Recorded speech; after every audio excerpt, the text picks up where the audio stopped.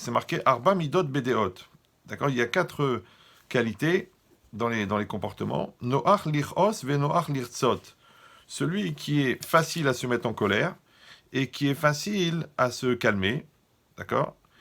Yetse efsedo besrao. Et celui-là, il dit tout ce qu'il a gagné, ça part avec son salaire. Caché lichos ve caché lirtzot.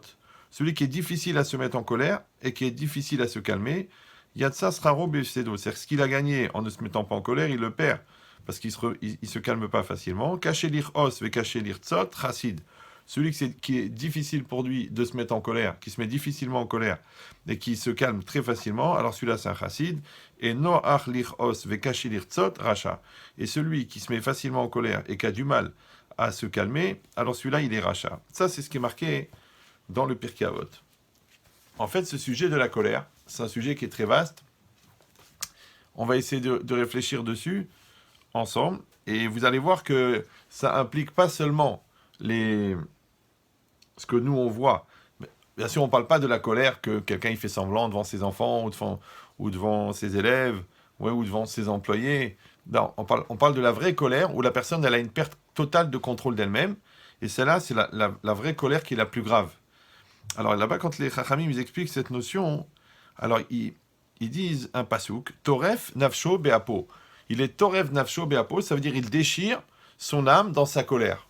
Il faut bien comprendre que quand la personne elle est en colère, encore une fois on parle de la vraie colère, incontrôlée, complet, alors la personne n'est pas elle-même. D'ailleurs elle-même, elle le dit, c'est plus fort que moi, d'accord, vous m'avez poussé à bout. Et il y a une expression encore plus forte, c'est que la personne, elle dit tu m'as mis hors de moi. Ça, c'est très très intéressant au niveau zoologique, d'accord? Parce que quand une personne, elle est en elle-même, bon, on sait où elle est, mais quand quelqu'un est en dehors d'elle-même, elle est où? C'est bizarre, ouais, tu m'as mis hors de moi. Et même l'expression elle-même, tu m'as mis, si on prend la proposition, on la divise en 3 morceaux, il y a le tu, c'est toi, et le M apostrophe, c'est moi, et hors de moi, d'accord? Donc tu m'as mis, ça veut dire que toi, tu as réussi à moi me sortir de moi. C'est très bizarre, d'accord? Donc je vais chez quelqu'un, je prends son effet, je prends son psychique, je prends son moral, je prends sa force, je prends sa maîtrise, je prends sa conscience, je prends sa maturité, je la sors. Ouais. Oh, ok, un gars il a un truc dans la bouche, je peux lui sortir de la bouche. Un gars il a un chapeau sur la tête, je peux enlever le chapeau. Mais comment je peux sortir quelqu'un de lui-même? Parce que tu dis tu m'as mis hors de moi. C'est très bizarre. Même si quelqu'un va dire non, mais c'est une expression, c'est une façon de parler. Mais quand même, ça reste intéressant. Pourquoi? Parce que ça veut dire qu'en vérité, mon étanchéité à l'intervention de l'autre, elle n'est pas totale. Puisque l'autre, en vérité, il peut rentrer dans mon système nerveux. Quelqu'un, il peut rentrer dans moi, il peut rentrer dans ma personnalité et me faire sortir. Comment ça fonctionne? Alors, c'est le même principe que tu m'énerves. D'accord? Alors, j'avais expliqué déjà ça, mais c'est pas grave. Comme ça rentre dans le cadre du cours, on peut y réfléchir à nouveau. Vous savez, une personne, elle a de la peau. D'accord? Et en dessous de la peau, il y a des muscles, il y a de la chair. Et en dessous de la chair, il y a des os. D'accord? Il y a le squelette. Et en dessous du squelette, eh ben, à l'intérieur du squelette, il y a la moelle épinière. Entre guillemets, il y a le système nerveux. Alors, dis-moi, la peau, elle représente la dignité. D'accord? Le respect de soi-même. Le muscle, il représente les midotes, les qualités morales, les capacités de se maîtriser. Le squelette, il représente la structure mentale, qui est extrêmement rigoureuse. On a un cerveau qui est très carré, très rationnel, très pragmatique. Donc ça, c'est le squelette. Et à l'intérieur du squelette, il y a le système nerveux. D'accord? Alors tu peux m'expliquer comment est-ce que quelqu'un, de l'extérieur, il peut traverser ma dignité, il peut traverser mes midotes, mes qualités morales, il peut déstabiliser ma structure mentale et intellectuelle et m'énerver et toucher mes nerfs. Mais comment il a fait celui-là? Comment il a fait? C'est-à-dire tellement je suis transparent, tellement je suis invisible, tellement je manque d'étanchéité. Il dit c'est pas possible. Et pourtant c'est une reconnaissance de la personne elle-même. Elle dit oui mais tu m'énerves. Ouais. Alors moi je réponds toujours la même réponse. C'est vrai que dans le monde il y a des gens énervants, d'accord, j'en côtoie pas mal, d'accord. Mais c'est pas parce qu'il y a des gens énervants que toi tu dois être énervé.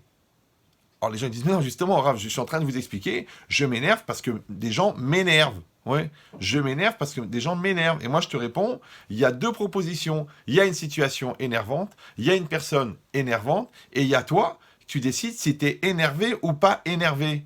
Or, encore une fois, dans ton intériorité, d'accord, c'est comme si tu rentres chez toi à la maison, tu trouves un gars dans ton lit. Tu dis, mais enfin, qu'est-ce que vous faites là? Il dit, mais comment t'es rentré? Mais comment tu t'es permis? Mais en plus, dans mon lit, c'est pas que t'es rentré dans l'entrée, c'est pas que t'es rentré dans la salle à manger, t'es rentré carrément dans le lit. D'accord? Bon, il est vide, encore une chance, d'accord? Mais c'est quoi? La personne, elle rentre dans mon intimité. Alors d'ici déjà, tu supportes pas ça, hein. Pourquoi? Parce que tu dis, mais c'est chez moi.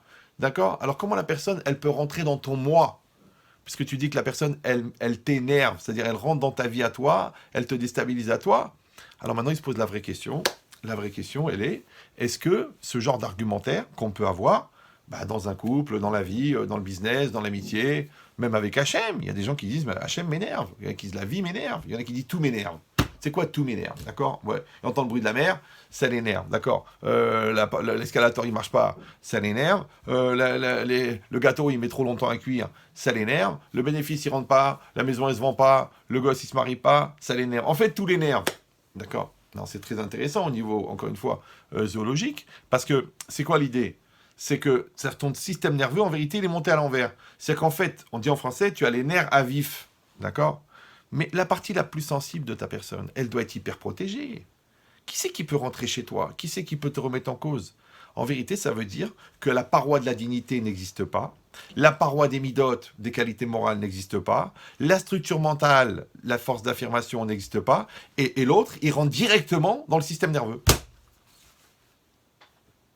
On a expliqué déjà plusieurs fois, et ça c'est un principe général de la pensée benchétritale, surtout pour les anciens qui m'écoutent depuis Londres, ouais, c'est que le degré de pénétration des agressions extérieures dépend du vide intérieur.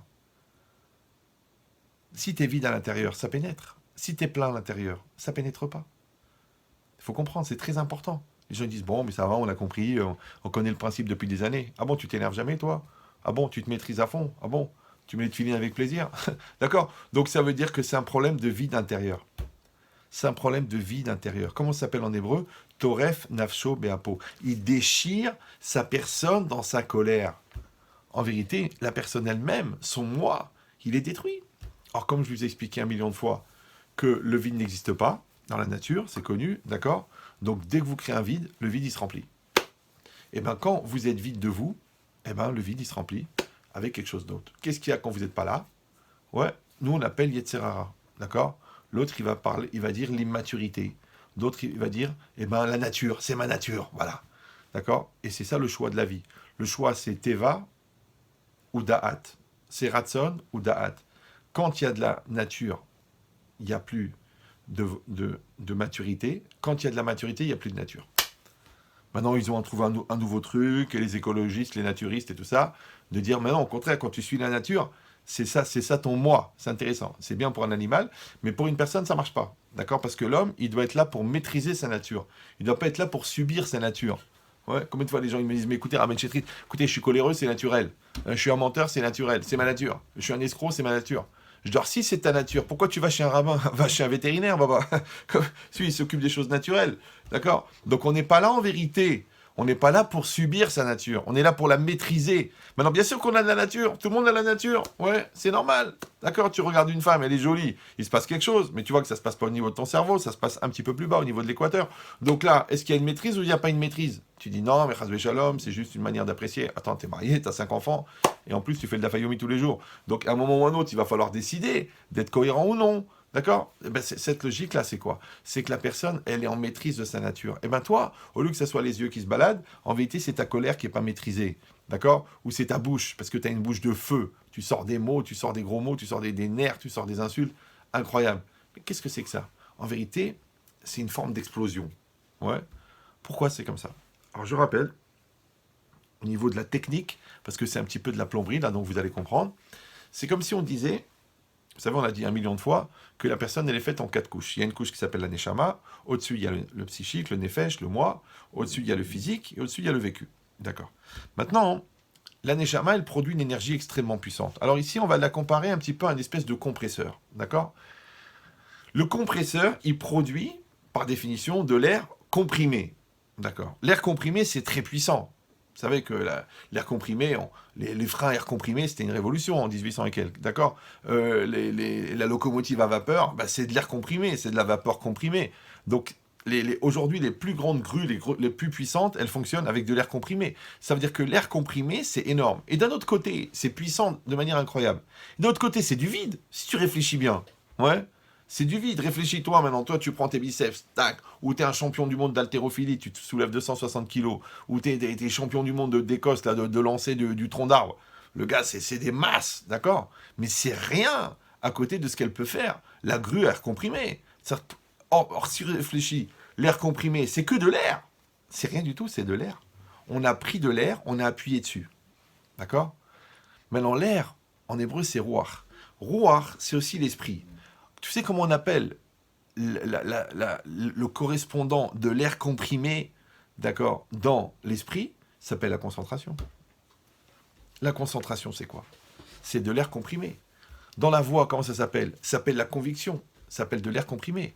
Mais comment ce mec-là, il arrive à tirer 600 000 personnes dans sa société? Lui, il est hyper comprimé, puisqu'il arrive à développer une puissance tellement énorme. Ouais. Ça veut dire quoi? Ça veut dire que la personne, en vérité, l'image physique de l'air comprimé, en vérité, c'est quoi? Ça représente, au niveau de la psychologie, eh ben, ça représente la concentration de la volonté. Or, si une concentration de volonté, elle peut donner des effets tellement puissants, et ça s'appelle la pression, d'accord? Comme tu mesures sur un appareil, tu mesures la pression, fais attention, parce que la pression, elle peut faire tout péter. Et bien, qu'est-ce que c'est la colère?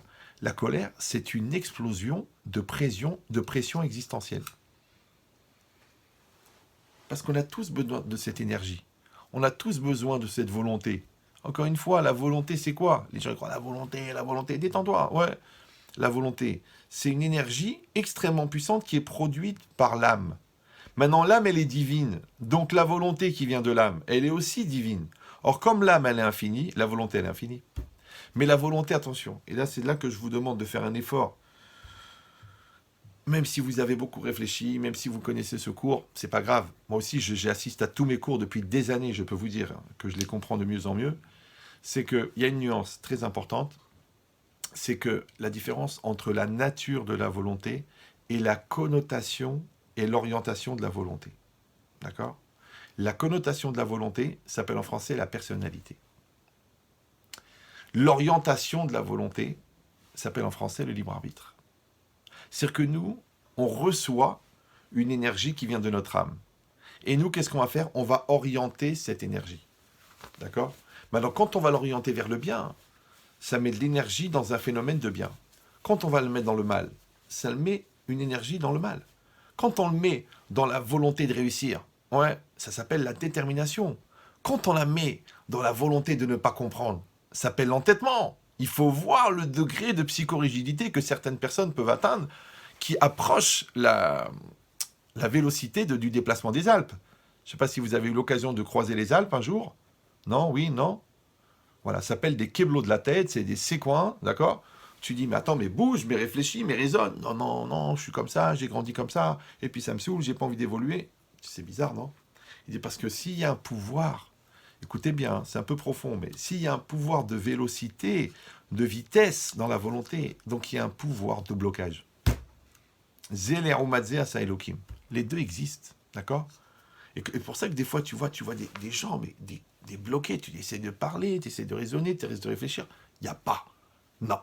Je suis comme ça, je ne changerai pas. D'accord? Ou alors j'ai décidé. En vérité, il n'a pas décidé, parce qu'un keblo, c'est pas une décision, c'est un non-choix, au contraire. C'est pour ça que tous les gens qui font des non-choix sont stressés, puisque les non-choix en boîte, elles sont serrées dans la boîte, c'est pas grave. D'accord? Mais l'idée, c'est ça. L'idée, c'est qu'une personne, à un moment ou à un autre, elle va être le maître de cette énergie-là. Ouais. Or, comment il s'appelle le maître de l'énergie? Il s'appelle je. Comment il s'appelle cette énergie? Au moment où elle rentre dans le nefesh, dans le psychique, ça s'appelle la volonté. Donc en vérité, si on prend la photo, quand tu dis je veux, ani rotse, eh ben, le je, il est humain, mais le rotse, il est divin. Est-ce que ça se tient pour vous? Oui, j'ai eu 2 juges témoins là. Ça va? Ça tient? Vous comprenez ce que je dis là? Ou c'est pédagogique? D'accord? C'est très important de comprendre ça. Mais alors, encore une fois, il faut faire la nuance, parce que les gens disent, mais attends, je ne comprends pas. Si tu dis que la volonté, elle est divine, donc Dieu, c'est Dieu qui détermine la volonté, donc on est des robots. Alors en quoi on a le libre arbitre? Non. Non. Ça, c'est l'apikoros qui va dire ça. L'apikoros, d'accord? C'est des gens qui sont tellement contents d'être ensemble qu'ils se mettent à chanter apikoros. Non, c'est pas ça. Apikoros, c'est quelqu'un qui est hérétique, d'accord? Maintenant, quelqu'un qui va dire que Dieu, il maîtrise la volonté, donc un homme, il n'a plus libre arbitre. Bah, ce que pensent à peu près les trois quarts des Réchaïm. Bah oui, parce que le gars, il dit je crois pas en Dieu, mais d'un autre côté, je suis ma nature, écoute, je suis un obsédé, écoute, je suis un menteur. Donc en fait, il pense que la nature, bah oui, il l'appelle la nature, nous on l'appelle Dieu, elle est déterminante pour les choix de la vie. L'autre il dit, bah écoute, j'ai une enfance malheureuse, c'est pour ça que je tue des petites filles. Ah bon, d'accord, ouais, ok. Ouais, il dit, moi j'ai une enfance heureuse, c'est pour ça que je suis intelligent. Ouais. Il dit, la logique, c'est quoi? C'est qu'on n'est pas déterminé par sa nature. La nature, c'est un outil. Tu peux l'utiliser en bien ou tu peux l'utiliser en mal. Ouais. C'est comme une pelle. Avec une pelle, tu peux creuser dans ton jardin et trouver un trésor, ouais, donc ce qui est quelque chose de bien, ou tu peux tuer ta belle-mère. Ah non, c'est un mauvais exemple, puisqu'on a eu dans le cas, tu fais une affaire. Mais c'est quoi l'idée? C'est qu'en fait, une qualité, ouais, elle n'est pas fondamentalement mauvaise ou fondamentalement bonne. Elle est ce que tu en fais. C'est pour ça que je donne toujours cet exemple. Bah, l'entêtement, c'est un défaut, ok. Mais la détermination, c'est une qualité. Pourtant, c'est la même qualité. Facile à comprendre, ouais. D'accord. L'intransigeance, c'est un défaut, oui, avec les autres. Mais avec soi-même, ça s'appelle le perfectionnisme. Donc c'est positif, c'est bien. Donc tu es intransigeant avec toi-même et tolérant avec les autres. En général, c'est l'inverse, d'accord? Donc ça veut dire quoi? Ça veut dire que tout ça, c'est quoi? C'est cette énergie. Cette énergie, quand elle sort de l'âme, elle arrive au niveau du nefesh. Maintenant, de la même manière que si vous mettez en place un système de pression, d'accord? Par exemple, vous installez un système d'air comprimé chez vous. Ouais. Faut faire très très attention que toute la tuyauterie qui va véhiculer cet air comprimé, elle soit bien faite. Et que les liens, les joints entre les différentes étapes, elles soient aussi bien faites. Parce que s'il y a une fuite entre les étapes, ça explose. C'est comme la chaudière, c'est tous les systèmes. Tous les systèmes où vous avez un appareil pour mesurer la pression, ouais, c'est parce que la pression, c'est dangereux. Comme tu as la pression de l'eau, on te dit, bon, faut pas dépasser 4 bars, sinon ça devient un Karcher. Ouais. La pression du gaz, la pression artérielle, tous les systèmes de pression, c'est la même chose. Maintenant, venez, on réfléchit.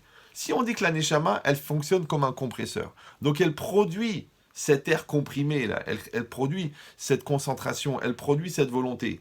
Mais cette volonté, elle va passer ensuite par le nefesh, par le moi, par le jeu. Et là, à ce moment-là, ce jeu-là, il va prendre cette énergie, il va la mettre dans son corps. Et là, ça va s'appeler la motivation, d'accord? Après, il va passer dans son système nerveux, d'accord? Après, il va passer dans son vécu, d'accord? Il va le mettre dans son travail, dans ses projets, dans son étude de la Torah, dans sa prière, dans n'importe quoi. Il va mettre cette énergie, il va mettre dans son couple. Il va mettre de cette énergie dans son couple, le couple il devient vivant. Il le met dans l'éducation de ses enfants. Les enfants, ils ressentent l'implication de leurs parents. Il le met dans le produit qu'il vend. Eh ben, il se vend pourquoi? Parce qu'il est véhiculé par cette volonté. Il le met dans sa relation à l'autre, eh ben, ça s'appelle l'amitié. Il le met dans la relation avec sa femme, ça s'appelle l'amour. C'est toujours la même énergie. D'accord? Maintenant, où il est la problématique? C'est qu'il faut que les différentes étapes, les différents circuits qui vont véhiculer cette énergie, ils soient bien fonctionnels, ils soient bien fabriqués. Donc si quelqu'un, il a une dimension psychique qui est mal construite, d'accord? Il n'a pas confiance en lui, elle n'est pas sûre d'elle, ou elle manque de repères, elle ne maîtrise pas ses nerfs, elle est fragile au niveau psychologique. Ouh là là, mais il va y avoir des déperditions d'énergie, d'accord? Après, ça arrive au niveau du physique. Si au niveau du physique, la personne, elle ne gère pas, ouais, mais ça s'appelle hyperactive, ça s'appelle nerveux, ça s'appelle au contraire, ou Allah, parce qu'il n'arrive pas à envoyer l'énergie dans le corps, d'accord? Alors, c'est une déperdition d'énergie. Cette énergie, après, elle arrive dans la réalité. Maintenant, il y a des gens qui ont une puissance d'énergie énorme. Ouais, avant l'acte, après l'acte, ils n'ont plus de force. Au moment de l'acte, ils n'arrivent plus. Ils disent, maintenant qu'on a besoin de toi, maintenant qu'il faut y aller, maintenant qu'il faut se jeter. Oh, j'y crois plus, ça sert à rien. Puis je suis fatigué, puis de toute façon, tu m'as découragé. Et puis mon père, il m'a castré mentalement parce qu'il m'a pas allaité. Mais c'est quoi l'idée? C'est que la personne, en vérité, elle ne veut pas accompagner cette énergie jusqu'au bout. Alors, il faut savoir une chose très importante. C'est que c'est comme si toi et ton monde intérieur, ouais, on a dit, vous êtes la première étape de cette énergie. La réalité, l'acte, le projet, c'est la deuxième étape de cette énergie. L'autre, c'est la troisième étape de cette énergie. Maintenant, les joints entre l'air comprimé qui sort et la réalité, ils doivent être bien faits. Le joint entre toi et l'autre, avec cet air comprimé, il doit être bien fait. Mais si les joints ne sont pas faits, si l'étanchéité n'est pas au point, ouais, si tu te retrouves ici avec un tuyau, d'accord, je sais pas moi, de 30 mm de diamètre, et là tu te retrouves avec un de 50, tu peux pas les brancher ensemble. Donc si toi, ta volonté et la volonté de l'autre ne correspondent pas, ça va exploser. Si toi, tu es déçu d'une réalité auquel tu t'attends pas, ça va exploser. Si toi, t'es pas adapté à une réalité qui arrive, ça va exploser. Donc qu'est-ce qu'on est en train de dire? En vérité, maintenant, on a dit, il y a trois problèmes. Il y a un problème, c'est que de maîtriser cette énergie, c'est-à-dire de manière personnalisée, parce que si tu es encore dans une dimension où tu n'as pas été construit, où tu n'as pas créé ta personne, où tu ne maîtrises pas ton Yetzerara, tu ne maîtrises pas tes tendances, ben, qu'est-ce qui se passe? Tu dis, écoute, c'est plus fort que moi, ça explose, et puis j'y arrive pas, et puis c'est trop difficile. Ça veut dire que si tu n'as pas développé un moi à l'intérieur de toi qui s'occupe de ton moi pour que ton moi devienne toi, c'est possible que tu vis même pas ta vie. Moi, je vois des gens, ils me disent, écoutez, Rabbi Shri, j'arrive pas. Voilà, j'arrive pas. Vous me dites de faire ça, j'arrive pas. La Torah, elle a dit ça, j'arrive pas. Hachem, il a dit ça, j'arrive pas. Ma femme me demande, j'arrive pas. J'arrive pas. Voilà, j'arrive pas. Ouais. Je dis, mais j'ai pas compris. C'est qui arrive pas? C'est qui? Toi? Toi? Mais toi, là, t'es que le toi. Tu le veux, non? Tu l'as épousé, cette personne. Cet enfant, tu l'as mis au monde. Cet argent, tu l'as emprunté. Cette maison, t'as signé. Alors pourquoi tu n'y arrives pas? J'arrive pas. J'ai pas envie d'assumer, je vais faire l'enfant, je vais faire... Alors je dis, mais c'est qui le gars qui fait l'enfant et l'autre? C'est qui? Vous êtes qui? Lequel des deux vous êtes? Je dis, cette logique-là. Et ça, il y a un symptôme pour connaître ça, c'est très facile. Écoutez bien, c'est un peu violent. Vous me direz, donc j'ai mes deux juges témoins, et vous me direz si c'est trop violent, d'accord? C'est que quand la personne se surprend elle-même à transférer la responsabilité ou la culpabilité d'un phénomène qui la touche, c'est qu'à l'intérieur, il n'y a personne pour l'accueillir. Je traduis en français. Si une personne, elle a une main, donc quand tu lui jettes une balle, elle attrape la main. Mais si la personne, elle n'a pas de main, la balle, elle rebondit, elle repart. Donc les gens qui transfèrent la culpabilité ou la responsabilité, c'est qu'ils n'ont pas un moi à l'intérieur pour accueillir cette responsabilité. Je ne sais pas si vous me suivez. Maintenant, la question, elle est, si la personne, elle n'est pas à l'intérieur, alors il y a qui à l'intérieur? Tu crois que Zombieland, c'était un film? Mais non, c'est le métro parisien. Ça veut dire qu'il y a que des zombies, en fin de compte. Bah oui, parce qu'encore une fois, celui-là, je n'étais pas moi-même, c'était plus fort que moi, ça me saoule, j'ai pas envie. Oui, la Torah, c'est pas mon truc. Mais t'es juif. Ton père, il a coupé court à 8 jours. Donc le vrai problème, c'est quoi? C'est que t'es pas en cohérence avec ce que tu es, avec ce que tu penses, avec ce que tu vis. Alors, mais qui est pas en cohérence? C'est toi. Donc ça veut dire, ouais, comme c'est marqué dans la Mishnah, c'est marqué. Katan en bodaat. L'enfant n'a pas de da'at, n'a pas de conscience. Vegadol omed al gabav. Mais un adulte, il se tient au-dessus de lui. Alors je vous explique ça. C'est une halakha dans les guitines. Si on veut écrire un get, ouais, un acte de divorce, il faut que celui qui l'écrit soit conscient qu'il est en train d'écrire un acte de divorce. Le problème, c'est qu'un enfant n'a pas la conscience de ce que ça veut dire divorcer. D'accord? Mais disons, il sait écrire, cet enfant. Donc, si un adulte qui lui dit « écris un dalet, écris un bet, écris un vav, écris un resh, écris un e », il sait, l'enfant, qu'il a écrit Déborah. Il sait écrire Déborah, ouais. Mais il ne sait pas ce que ça veut dire divorcer, parce que déjà, il n'a même pas compris ce que ça veut dire être marié. Donc, il ne comprend pas ce que c'est divorcer, d'accord? Je parle de quelqu'un qui a dépassé les 45 ans, bien sûr. Bon. Donc, katan en bodaat. Donc, l'enfant, il n'a pas de conscience, il n'a pas de maturité. Aval gadol omel al gabav, mais il y a un grand au-dessus de lui, d'accord, qui va lui dicter quoi faire. Donc, en fait, c'est l'adulte qui va servir de conscience à l'enfant qui n'en a pas. C'est clair? Voilà. Maintenant, moi, je me suis permis une fantaisie intellectuelle. Au lieu de dire qu'on parle d'un enfant A et d'un adulte B, je dis que l'enfant, c'est A et B dans la même personne. L'enfant et l'adulte, il est dans la même personne. C'est que dans chaque personne, il y a un enfant. Il y a celui, c'est-à-dire on dit en français, celui qui fait l'enfant, celui qui veut pas se maîtriser, celui qui veut se laisser aller, celui qui est saoulé, celui qui n'a pas les nerfs, celui qui n'a pas envie de réfléchir. Et il y a un gadol au-dessus de lui, d'accord, qui lui dit « Oh, oh, oh, oh, qu'est-ce que tu es en train de faire là? Qu'est-ce que tu es en train de faire? Concentre-toi, mets ta tête dedans. Tu sais que t'es diabétique, que si tu manges des bonbons, tu dis des mots, tu sais que ça lui fait de la peine, tu mens, tu sais que ça va t'amener des problèmes. Maintenant, si toi, attention, tant que c'est l'adulte qui est en toi, qui va gérer l'enfant qui est en toi, il n'y a pas de problème. Mais si tu n'as pas construit l'adulte, je ne sais pas si vous me suivez. Ouais. Donc c'est qui va maîtriser ta vie? L'enfant. Mais l'enfant, katanen bodaat, baba. L'enfant n'a pas de date. Donc en fait, la personne en toi, qui entre guillemets, qui fait le rachat, qui n'a pas envie de se saouler, qui n'a pas envie d'assumer, qui n'a pas envie de s'investir, qui n'a pas envie de se donner les moyens, c'est l'enfant. Maintenant la question elle est, jusqu'à quel âge on peut se payer le luxe de rester un enfant? Ben oui, parce que si tu es un enfant à cause de l'ignorance, eh ben instruis-toi. Si tu as un enfant à cause de la maîtrise de la volonté, eh ben fais ce qu'on appelle de la musculation existentielle. Travaille ta volonté. Travaille ta volonté. Muscle ta volonté. Muscle tes midotes. Muscle ta détermination. Si tu n'arrives pas à aller au bout des choix, travaille pour arriver au bout des choix. Si tu n'arrives pas à synthétiser, à conceptualiser, conceptualise. Ça veut dire qu'il y a plein de manières de rendre mon moi adulte, adulte. Mais si je ne le fais pas, et je vous dis, faut pas vous vexer et vous dire, oh là, il parle de moi. Non, 90% des gens n'ont pas fait ce travail. Bah oui, parce qu'on passe notre vie à aider des gens dans le shalom baï, dans l'éducation, dans le business, dans les choix de vie. Mais pourquoi tu as besoin? Bah parce que le gars, il n'arrive pas à le faire lui-même. Donc c'est toi qui joues le gadol pour le katan. Parce que lui, il croit que jusqu'à un certain âge, l'option katan existe. Genre, j'ai le droit de faire l'enfant. J'ai le droit de me laisser aller. J'ai le droit de pas me prendre la tête. J'ai le droit de pas assumer. T'as le droit de faire ça? Ah bon? Ok. Alors attention. La liberté, ça existe, c'est donné à tout le monde. Mais c'est quoi la liberté? La liberté, c'est de faire des choix et de les assumer.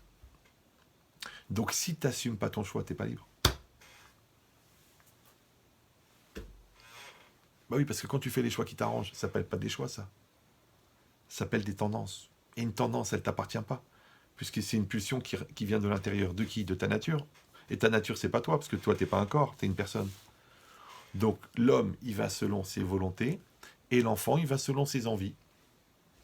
Donc c'est très intéressant, en s'écoutant parler, parce qu'on est tous les psychiatres des autres, mais de soi-même, ouais, de dire, qu'est-ce que je dis en général? Je dis, je veux pas, ou j'ai pas envie? Qu'est-ce que je dis? Ouais, qu'est-ce que je dis? Je veux pas manger, ou j'ai pas envie de manger? Qu'est-ce que je dis? Ouais. J'ai pas envie de faire la prière, ou j'ai pas envie de faire Shabbat, ou je veux pas faire Shabbat. Je dis non, mais une question d'envie, c'est l'ambiance, sympathique, Chabad, rigolo, allez, la boucha, la truc. Ah, mais ça, c'est autre chose, ça. Ça, c'est un repas, c'est pas une misva. C'est une ambiance. Ouais, mais qu'est-ce que tu veux, toi? Toi, tu veux une volonté. L'expression d'une volonté, c'est-à-dire l'expression de la partie adulte qui est en toi. Il dit maintenant, réfléchis bien. La réalité, encore une fois, c'est un appareillage. Toi, tu viens avec ton tuyau d'air comprimé. Il faut que ton tuyau d'air comprimé, il rentre dans l'appareillage pour que ça fonctionne. Exactement pareil que si vous avez déjà vu ça 1 million de fois dans la rue, il y a un compresseur dans la rue, c'est le gars, il a un marteau-piqueur. Comment il fonctionne le marteau-piqueur? Eh ben, il y a le marteau-piqueur, il a un piston à l'intérieur. Le piston, il se déplace avec quoi? Avec l'air comprimé. L'air comprimé, il vient où? Du compresseur. Maintenant, si toi, tu as le marteau-piqueur et tu as le compresseur, mais tu n'as pas le tuyau qui va entre les deux. Donc, ton air comprimé, il vient. Ouais, enfin, ton air comprimé, il sort de la machine, mais il n'arrive pas au marteau-piqueur. Alors, on dit en français, je n'arrive pas à me réaliser, je n'arrive pas au bout de mes projets, j'arrive pas à finaliser mes choix. Pourquoi? Parce que l'air comprimé, il n'arrive pas au marteau-piqueur. Alors, où il est l'air? C'est ça l'idée. L'idée, c'est que si la jonction, elle n'est pas claire entre le compresseur et le marteau-piqueur, ça explose. Ouais. Si la jonction n'est pas claire entre toi et ton projet, ça explose. Si la jonction n'est pas claire entre toi et ta femme, ça explose. Mais qu'est-ce qui explose? Eh bien, l'air comprimé. Et c'est ça le paradoxe. C'est qu'on a besoin de la volonté pour faire avancer la machine, mais on a besoin de la coordination pour pas que ça explose. Alors, vous savez comment s'appelle la coordination en hébreu? On parle hébreu, non? Oui. Ça s'appelle le shalom. C'est ça, shalom. Les gens ils croient shalom, ça veut dire shalom, shalom, le ma'ana shalom, Baruch Hashem, shalom arsham. Non, le shalom en hébreu, ça veut dire shalem. Shalem, c'est complet. Donc quand toi et le système vous êtes ensemble, anachnu beshalom. Ouais, ça veut dire que le système il est shalem. D'accord? Mais si toi, tu as le compresseur, mais tu n'as pas le marteau-piqueur, ça ne marche pas. Si tu as l'argent, mais tu n'as pas l'opportunité du business, ça ne marche pas. Si tu as l'emplacement, mais tu n'as pas la permission de la mairie de construire, ça ne marche pas. Si tu as la fille bien, mais tu n'as pas les qualités morales pour pouvoir faire ta demande, parce que tu es un consommateur au lieu d'être un investisseur, ça ne marche pas. Si tu as l'enfant qui est en face de toi, mais tu veux lui imposer ce que tu voudrais être au lieu d'accepter ce qu'il est, ça ne marche pas. Donc à chaque fois que le compresseur, c'est-à-dire que la volonté et la réalité ne collent pas, il y a une explosion. Comment on appelle l'explosion de volonté mal orientée? Ça s'appelle la colère. C'est pour ça que les gens, plus ils ont une grande neshama, plus ils ont un grand psychique, plus ils ont une grande volonté, et plus leur colère, elle est forte. Plus elle casse tout. C'est pour ça que la colère des gens intelligents, elle est plus dure que la colère des gens moins intelligents. Ouais. C'est pour ça que la colère des gens qui sont construits, elle va plus loin que la colère des gens qui ne sont pas construits. Pourquoi? Encore une fois, à cause de ce principe-là.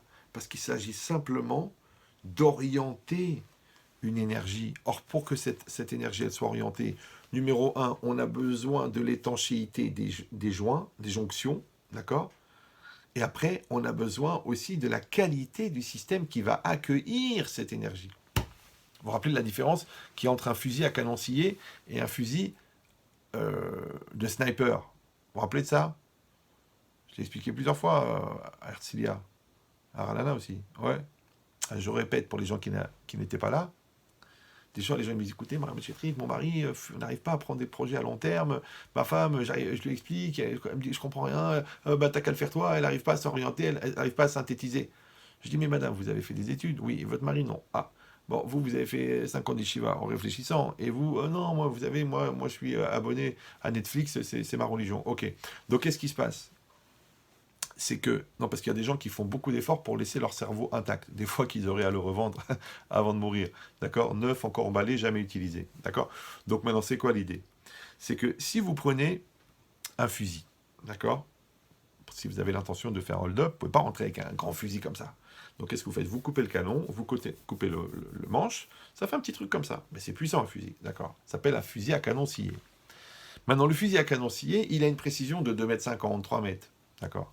Par contre, si vous prenez un fusil de sniper, ouais, il a une précision de 2 km 500, 2 km 900, c'est incroyable. Le mec, tu vois même pas la cible, d'accord? Ils ont des lunettes spéciales, le gars, il vise, et la balle, elle tape en plein milieu. Comment c'est possible? Alors, je vous donne l'image et vous allez tout comprendre d'un seul coup. Vous allez comprendre votre personne, vous allez comprendre l'éducation, vous allez comprendre la finalisation des projets, tout est dans cet exemple. Vous prenez une cartouche, d'accord? Vous prenez une cartouche. Cette cartouche, qu'est-ce que c'est? C'est un récipient, d'accord, en cuivre, qui contient de la poudre. Et au-dessus, il y a une balle qui est censée partir. Ok. En dessous, il y a un percuteur qui va mettre le feu aux poudres. La poudre, eh ben, en explosant, elle va développer une pression, et la pression, elle envoie la balle. Maintenant, si moi, je prends la cartouche comme ça, d'accord, en l'air, et je me débrouille pour déclencher l'explosion. Imaginez, bon, on arrive à le faire. Ouais, paf, je tape, paf, ouais, ça se déclenche. Est-ce que je peux déterminer quelle va être la trajectoire de la balle? Oui, non? Bon, ça s'appelle une trajectoire aléatoire. D'accord? Ok. Quand je prends la balle et je la mets dans le canon, vous croyez que la balle, elle part tout droit? Non. Si vous mettez le film au ralenti, très très ralenti, en fait, qu'est-ce qu'elle fait la balle? Elle tape à droite, elle tape à gauche, elle tape en haut, elle tape en bas, jusqu'à ce qu'elle stabilise sa trajectoire. Vous me suivez ou non? Alors, c'est quoi la droite, la gauche, le haut, le bas? Ton père, ta mère, la Gemara, la Mishnah, la Halacha, le foyer équilibré, la physique, la chimie, les maths, les études, les dissertations, les résumés de textes, les équations. C'est ça les parois du canon. D'accord? Maintenant, toi, tu es la balle. La poudre, c'est quoi? C'est la volonté. La volonté, elle va projeter la balle, elle va projeter l'enfant, elle va projeter la personne. Mais il faut une structure pour structurer la trajectoire de la balle. Maintenant, les gens qui ont fait des études très courtes, ou alors qui ont un mental très court, ouais, eh ben, qu'est-ce qu'ils vont faire? On a dit, il n'y a pas de précision. Parce qu'à 2,50 m, c'est fini. Pourquoi? Parce que la balle n'a pas eu le temps de se stabiliser. Donc les gens qui n'arrivent pas à synthétiser, les gens qui n'arrivent pas à prendre du recul, les gens qui n'arrivent pas à se maîtriser, les gens qui n'arrivent pas à comprendre, les gens qui n'arrivent pas à vouloir, c'est des gens qui ont un canon court. Alors le paradoxe, il y a des gens qui ont fait des hautes études et qui ont une capacité de conceptualiser très forte, par exemple dans le business, mais dans la vie de famille, zéro. D'accord? Il y en a qui sont très très bien dans les sentiments et qui sont très mal dans les orientations intellectuelles, dans les orientations de la vie. Pourquoi? Parce qu'il y a plusieurs canons, papa. Il y a plusieurs canons, il y a plusieurs projectiles et il y a plusieurs directions. Donc toi, à chaque fois, il faut que tu saches, est-ce que ton système, c'est-à-dire de récupération de l'énergie, c'est-à-dire ton psychique, ta structure mentale, ton éducation, ta structure religieuse, ta pensée religieuse, ta émouna, ton bitachon, parce que vous avez compris maintenant, même le bitachon, c'est un canon. Bah oui.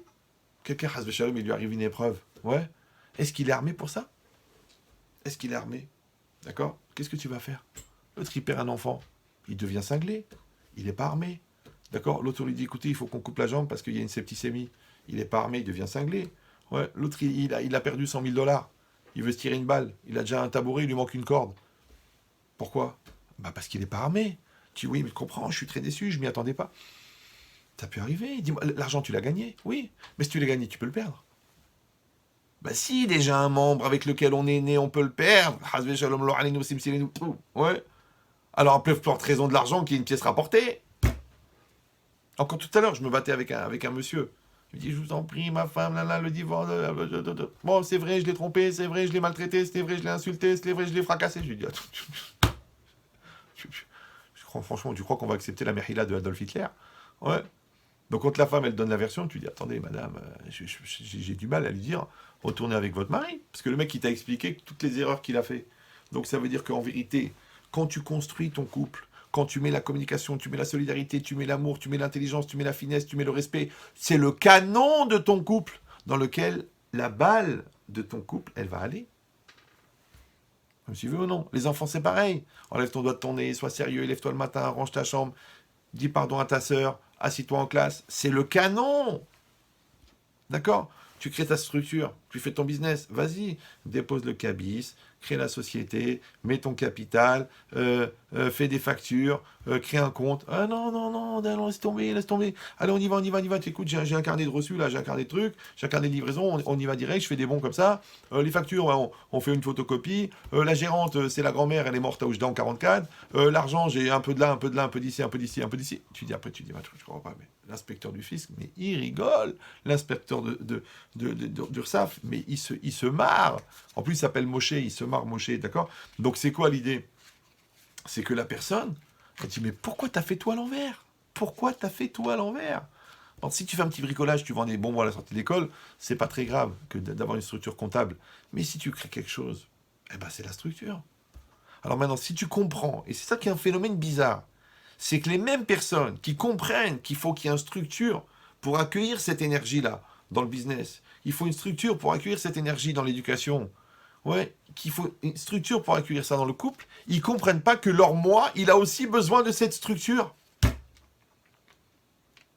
Ouais. Ils ne comprennent pas que les différentes parois, ouais, les différentes étapes de cette énergie dans leur personne, elle doit être construite aussi.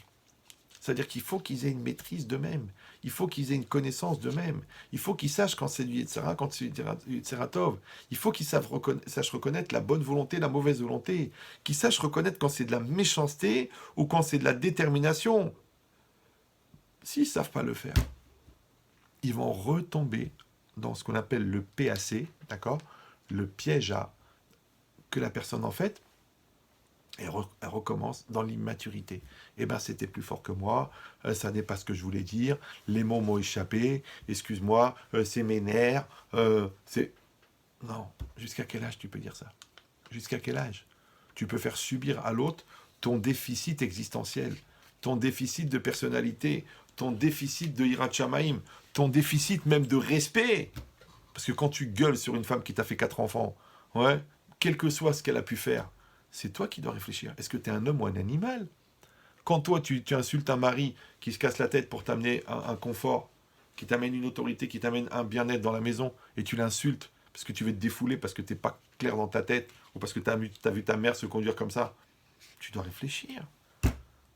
Mais tu as réfléchi, ou tu as parlé, tu as crié, tu as exprimé, qu'est-ce que tu as fait là? Il dit ça veut dire qu'une personne, elle doit rester sous contrôle. Alors vous savez comment? Qu'est-ce que ça génère, la perte de contrôle chez une personne? La touma. C'est ça la touma. La touma, c'est quoi? Ouais, c'est que ton essence, elle se réalise, mais sans le contrôle. Pour donner une image, exactement pareil que la parole. La parole, c'est quoi? C'est une énergie qui va véhiculer un son, un message. Si tu maîtrises, ça s'appelle une parole maîtrisée. Si tu ne maîtrises pas, ça s'appelle une série de gros mots. D'accord? C'est comme les gens qui veulent absolument rappeler le souvenir du maréchal Pétain. Je sais pas, chaque mot, il y a Pétain, Pétain, Pétain. Je sais pas qu'est-ce qu'ils ont avec ça. C'est un phénomène, d'accord? Dans chaque phrase, oh là là, Pétain, je suis mal garé, ah Pétain, c'est incroyable, ah, Pétain. Mais qu'est-ce qu'ils ont avec le maréchal? J'ai jamais compris ce truc. Bon, enfin, c'est pas grave. Mais l'idée, c'est ça. C'est qu'à un moment, ta bouche, ouais, tu la maîtrises, tu la gardes. Ah, tu dis, mais c'est mon caractère. Tu sais, je dis ça, mais je le pense pas. Ok, c'est comme si moi, je te mets des coups de poing, je te dis, mais tu sais, c'est pas pour te faire mal. Hein. Je te tords le nez, mais je comprends pas pourquoi tu t'es en train de te tordre de douleur. Mais qu'est-ce que t'as? Moi, je sens rien. Ben oui, celui qui tord, il sent rien. Donc, le vrai problème, c'est pas la méchanceté, c'est la distance. C'est le manque de sensibilité. C'est le manque d'acceptation. C'est le manque de solidarité. C'est le manque de communion. C'est le manque de communication. Communication, communiquer, communiquer au commun, commun comme un. Commun comme un. Un, c'est Echad, Echad. C'est valeur numérique 13, la même que Ahava. Donc aimer, c'est faire un. Donc quand j'aime pas quelqu'un, ça veut dire quoi j'aime pas? Alors les gens ils comprennent, j'aime pas, ça veut dire j'apprécie pas, je suis pas touché par la passion, j'ai pas de sentiments. Mais arrête, ça c'est l'excroissance de l'égoïsme, c'est tout, c'est une forme de masturbation mentale. Aimer, ça veut dire faire un avec quelqu'un. Maintenant, quand tu fais un avec quelqu'un, il y a des sentiments qui apparaissent qui s'appellent l'amour. Mais quand tu aimes quelqu'un sans faire un avec la personne, ça s'appelle de la consommation. Maintenant, tu consommes des services, tu consommes une forme corporelle, une enveloppe qui t'intéresse, que tu trouves jolie, tu consommes des prestations, tu consommes des objets. En fait, tu es un consommateur. Or, le consommateur, il est caractérisé par la ta'ava. La ta'ava, c'est une pulsion demandeuse. Et qu'est-ce qu'il dit le pasouk? Ta'ava mevakesh nifrad. Le désir, ouais, il exige la séparation. Ça veut dire que quand quelqu'un a une barre de chocolat, c'est rare qu'il appelle tous ses copains pour en profiter. Donc si toi tu vas avec ta femme que pour ton plaisir personnel, ça s'appelle de la consommation. Pareil si tu vas avec ton mari. Ouais, si toi tu as des amitiés que intéressées, donc ça revient toujours vers toi. Et si toi tu ne sers à Kadosh Baruch Hu que parce que ça te porte bonheur, donc tu as un problème, c'est que tu t'es trompé de religion. Parce que tu dois le faire pour Dieu, tu ne dois pas le faire pour toi. Après tu dis ouais mais c'est parce que j'attendais, je suis un peu déçu. Alors je rappelle, pour les gens qui viennent d'adhérer au club, Hachem n'est pas un prestataire de service. T'es pas à la réception de l'hôtel en train d'engueuler le gars parce qu'il n'y avait que 2 serviettes, alors que tu payes 1 000 € la nuit. Hachem n'est pas un prestataire. Je dis et je répète. Écoutez bien, c'est un peu violent, mais vous savez que c'est de l'amour. Ouais. Hachem ne nous doit rien. Rien. Tu dis, mais quand même. Je mange cachère, je me couvre la tête, je mets les tefilines. Hachem ne nous doit rien. À partir du moment où il nous a donné la vie, il ne nous doit rien. Donc, à partir d'être vivant, tout le reste, manger, dormir, avoir une maison, avoir la paix, avoir un foyer, avoir des enfants, avoir un travail, avoir de la parnassa, avoir la chokhma, avoir de la sensibilité, avoir la Torah, à vivre dans un endroit extraordinaire, tout ça c'est en plus. Donc si quelqu'un, il arrive à se plaindre, c'est qu'il croit que c'est dû. C'est ça l'erreur. Alors vous savez qu'est-ce qu'elle fait, le penser que tout est dû? Vous savez ce que ça fait? Ça fait de l'exigence. Vous savez ce que ça fait de l'exigence? Ça fait de la frustration. Et la frustration, ça fait quoi? Ça fait de l'explosion. Donc tu t'es créé toi-même ta dépendance à la prochaine colère. Moi, mes enfants, par exemple, je leur disais, il faut que vous fassiez un peu d'yeshiva. Un peu. 1 an, 2 ans, 3 ans, c'est pas grave. Va dormir sur un lit pourri, va manger du chien, va dormir dans une chambre en plein hiver avec la fenêtre cassée, ouais, va garder un pantalon pendant 6 mois, va mettre les chaussures de tes frères, va exprès. Pourquoi? Parce que si tu les habitues au luxe, le jour où ils vont être un tout petit peu en dessous de ça, ils vont souffrir. Peut-être qu'ils vont passer la moitié de leur vie à faire assez d'études et à travailler assez pour avoir le standing que tu les as habitués à avoir. Du coup, ils deviennent pourri gâtés. Après, quand tu leur dis, mais je comprends pas. Moi, des gens, ils viennent chez moi, ils me disent, Rav Chetrit, mon fils, il est bête, il est bête. Je lui dis, tu sais d'où il vient? D'accord. Il me dit, mais qu'est-ce que je peux faire? Je lui dis, mais c'est très simple. Tu vois, par exemple, mon père à moi, lui, il n'avait pas les valeurs. Donc, il nous a donné des valeurs.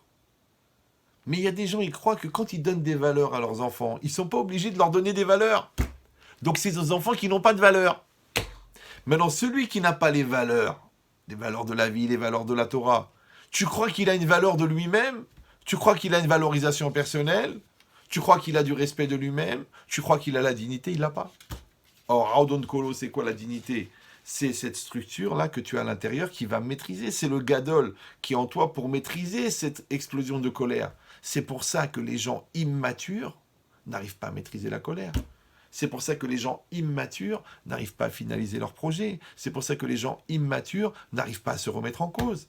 Parce que pour se remettre en cause, il faut déjà accepter d'être la cause. Vous suivez ou non? Donc quelqu'un qui peut se mettre en cause, je me mets en cause. Moi, si je fais un cours et je vois que les gens ne comprennent rien, je ne dis pas que c'est des abrutis. Je dis j'ai un problème de pédagogie. J'ai pas préparé le cours, j'ai pas mis assez de motivation, j'ai pas mis mon cœur dedans. C'est chez moi que je cherche l'erreur. Ah ben non, c'est tous des abrutis, ils comprennent rien. Du coup, c'est la génération, d'accord? Non, non. Tu dois chercher chez toi. Misheshbo Isurim, celui qui a des difficultés, dit la Gemara, il pashpesh bemarasav.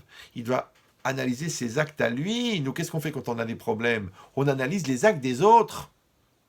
C'est à cause d'elle, c'est à cause de lui, c'est à cause de l'autre, c'est à cause de mes parents. Mon psy m'a bien expliqué, c'est à cause de mon père et ma mère. Mais le psy, tu le payes pour qu'il t'aide à rester malade. Qu'est-ce que tu veux qu'il fasse? Non, d'accord. Donc c'est pareil. Tu vas chez un rabbin qui va toujours dans ton sens. Moi, je demande toujours, les gens, quand ils me posent une question, je dis, est-ce que vous voulez la vérité ou un truc qui vous fait plaisir? Les gens ne comprennent pas, ils disent, enfin, Rav, c'est le Emet. Mais Emet, c'est ma team. Ma team, c'est quoi? C'est adapté. Adapté à quoi? À ce que tu veux ou à ce que tu peux? Parce qu'il y a des gens, ils ne veulent pas entendre la vérité. Ah non, ouais, le Rav, il ne comprend pas, le Rav, il ne m'a pas accepté, le Rav ne m'a pas écouté. Pourquoi? Parce qu'ils n'ont pas envie d'entendre. Encore une fois, pour qu'il y ait quelqu'un pour entendre, il faudrait quelqu'un dedans pour entendre. Ça s'appelle une boîte de résonance. Quand tu appelles quelqu'un, tu dis David, il te répond Chaim. Mais si tu entends ton écho, baba, c'est qu'il n'y a personne dedans. Ben, c'est exactement pareil. Or, comme on a dit que le vide n'existe pas, donc si toi, tu n'as pas construit un moi, tu n'as pas construit un jeu, tu n'as pas développé la anochiout, comme on dit en hébreu, à l'intérieur, pour maîtriser cette énergie, donc il n'y a pas le moi. Comme il n'y a pas le moi, il y a le vide. Or, comme le vide n'existe pas, c'est l'Yetzara qui prend la place. Comment il appelle ça la Gemara? Regardez la Gemara dans Shabbat. Daf Kouf et elle dit El Zar Sheyesh Begoufo chez la dame. Un dieu étranger qui a dans le corps de l'homme. Un dieu étranger. Le Yetzirara, ouais, c'est un dieu étranger. Tu dis, mais Chadvé Shalom, le Yetzirara, c'est pas un dieu. T'as pas compris. Elle, c'est comme Elohim. Elohim, par exemple, dans le langage hébreu, Elohim, c'est les juges. En fait, elle, c'est celui qui a le pouvoir. Donc, si toi, il y a un truc en toi qui a un pouvoir sur toi et qui n'est pas toi, il s'appelle un dieu étranger. Maintenant, normalement, toi, tu dois être à l'écoute de ta conscience. Et ta conscience morale, elle vient de ta neshama. Et ta neshama, elle est divine. Vous me suivez ou non? Donc en fait, qu'est-ce que c'est la neshama? La neshama, c'est une des nombreuses fonctions de la neshama. C'est un peu comme un quartz. Vous savez pourquoi on met du quartz dans les montres? Vous savez ou non? Non? Vous savez pas? Vous savez? Eh bien, sortez un petit peu. Il n'y a pas que la yeshiva, la yeshiva, la yeshiva. Ouvrez vos yeux, bande d'orthodoxes. D'accord? Le quartz, en vérité, c'est une pierre qui a une pulsion régulière. D'accord? Elle a une pulsion régulière. Donc, quand on va se servir du quartz pour véhiculer l'énergie entre la pile et le mécanisme, cette énergie-là, elle va avoir une pulsion régulière. C'est pour ça que la montre à quartz, elle est toujours à l'heure. Ok. Eh bien, la neshama, elle va agir comme le quartz. Ça veut dire qu'elle va être le référent régulier. Parce que l'homme, il peut mentir. Les malaises, les volontés, les énergies, mais la neshama, elle ne ment pas. Donc tu te retrouves avec à l'intérieur une neshama qui est divine. Cette énergie, cette neshama qui est divine, d'accord, elle devient comme le quartz. Elle reste toujours dans le émet. Et c'est elle qui va générer chez la personne ce qu'on appelle la conscience. Maintenant, vous savez qu'il y a deux types de conscience. Il y a la conscience morale et la conscience mentale. Alors, la conscience mentale, eh ben, c'est le lien que tu entretiens avec la réalité. Par exemple, là, vous êtes conscient que je suis là. Moi aussi, je suis conscient que vous êtes là. Ouais, si tu dors, c'est que tu es inconscient. Ouais. Si tu n'es pas impliqué, c'est que tu es inconscient. Parce que ça s'écrit en 3 mots aussi. Inconscient. D'accord? Il y en a même qui peuvent en faire une science. Mais l'idée, c'est quoi? C'est que le lien entre toi et la réalité s'appelle la conscience mentale. Mais le lien entre ta neshama et toi s'appelle la conscience morale. D'accord? C'est pour ça que la société, elle veut plus de la moralité, elle veut plus bois de la bière, déchire-toi à l'alcool, prends une ligne de coke, comme ça, tu n'auras pas de problème de conscience. Ouais. Alors, au Vietnam, on leur donnait du LSD, dans les tranchées, on leur donnait du vin rouge, mais pour peu que tu n'aies pas de conscience. Et c'est normal. Quand tu vois des morceaux de bras, des morceaux de tête, des morceaux de trucs qui volent, tu es obligé de prendre quelque chose. D'accord? Ça s'appelle une anesthésie mondiale, qu'il ne faut pas confondre avec une anesthésie locale. D'accord? Donc maintenant, qu'est-ce qui se passe? C'est que quand la personne est là, cette... je ne sais plus de quoi je parlais.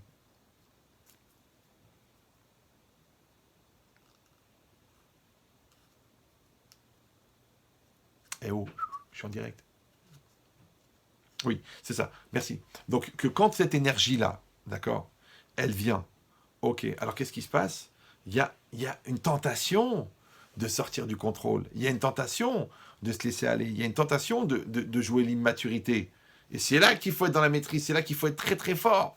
Il dit, cette force-là, d'accord, dans l'orientation que tu vas donner à cette énergie, eh ben, elle s'appelle le da'at. Comment elle s'appelle?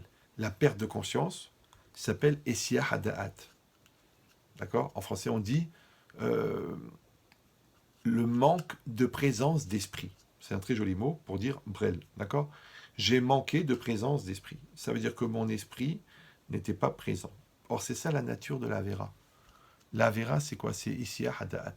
C'est-à-dire qu'à chaque fois que tu perds la conscience, que tu perds la maîtrise, que tu perds la gestion de la volonté, que tu perds le comportement de maturité, que tu perds la vigilance, que tu perds la clarté et la clairvoyance, hop, directement, ça part en sucette. Ah oui, c'est ce que je disais. La conscience morale, merci beaucoup.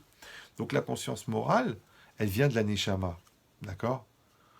C'est pour ça que quand quelqu'un fait une faute, la première chose qu'il fait, c'est qu'il débranche la conscience morale. C'est normal. C'est comme si tu vas inviter un rabbin le soir de ton adultère. Tu dis à ton cousin qui est rabbin, tu lui dis, tiens, tu peux venir à l'hôtel au Méridien parce que j'ai rendez-vous avec ma maîtresse. Mais tu peux pas faire l'adultère avec le rabbin devant toi. D'abord, le rabbin, il casse l'ambiance. C'est pour ça, d'ailleurs, que quand on veut faire des grosses bêtises, on fait partir le rabbin. Ça s'appelle le rav parti. C'est quand le rav, il est parti. D'accord? Mais l'idée, c'est ça. C'est que tu peux pas garder le rabbin, parce que le rabbin, c'est la conscience.